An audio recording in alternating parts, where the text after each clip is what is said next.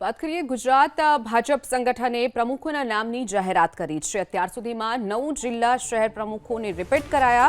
11 જિલ્લા શહેરમાં નવા પ્રમુખ। તાપી જિલ્લાના નવા ભાજપના પ્રમુખ તરીકે સૂરજ વસાવાના નામની જાહેરાત કરાઈ। તાપી જિલ્લા યુવા મોરચાના મહામંત્રી અને જિલ્લા પંચાયત પ્રમુખ રહી ચૂક્યા છે વસાવા।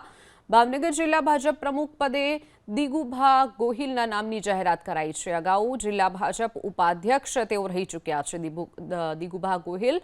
બોટાદ જિલ્લા ભાજપ પ્રમુખ તરીકે મયુર પટેલને રિપીટ કરવામાં આવ્યા છે, તો આણંદ જિલ્લા ભાજપ પ્રમુખ તરીકે સંજયભાઈ પટેલના નામની જાહેરાત કરાઈ છે। અગાઉ ધારાસભ્ય રહી ચૂક્યા છે સંજયભાઈ પટેલ। સાબરકાંઠા જિલ્લા ભાજપ પ્રમુખ પદે કનુભાઈ પટેલને રિપીટ કરાયા છે। સતત બીજી ટર્મ માટે કનુભાઈ પટેલની પસંદગી કરાઈ છે, તો ગીર સોમનાથ જિલ્લાના ભાજપના પ્રમુખ તરીકે ડોક્ટર સંજય પરમારના નામની જાહેરાત કરાઈ છે।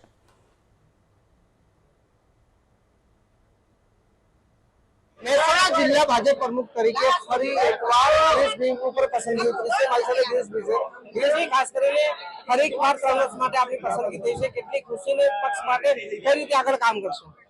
આ ખુશી મારા ભારતીય જનતા પાર્ટી મહેસાણા જિલ્લા સૌ કાર્યકર્તાઓની ખુશી છે।